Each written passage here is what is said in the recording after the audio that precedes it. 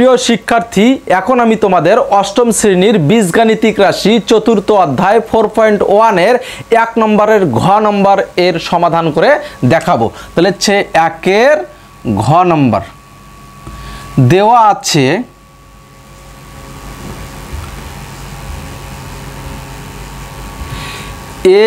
ax - by। এখন প্রশ্ন বলতেছে সূত্রের সাহায্যে নিচের রাশিগুলোর বর্গ নির্ণয় করো। তাহলে কি করব, বর্গ কথাটা লিখতে পারো, না লিখলে নেই। তাহলে আমরা লিখব বর্গ করি। তাহলে যে এই কথাটা লিখলেও হবে, না লিখলেও হবে। তাহলে ax - by যাহা আছে তাই, শুধু বন্ধনী দিয়ে পাওয়ার 2 দাও। তাহলে যে আমার কাজ বর্গ করা কাজ শেষ।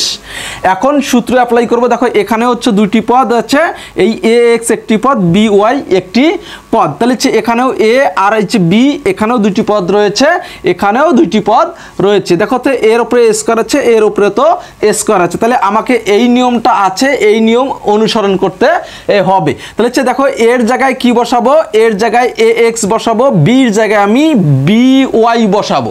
দেখো তাহলে তাহলে এই নিয়ম হচ্ছে এর জায়গায় কি বসবে, তাহলে ax, তার উপরে স্কয়ার আছে, এই স্কয়ার দিব বন্ধনী দিয়ে। তাহলে যে মাইনাস এই যে 2, এই 2 বসাবো। এর জায়গায় কি বসাবো, ax ইন্টু বির জায়গায় কি বসাবো, by।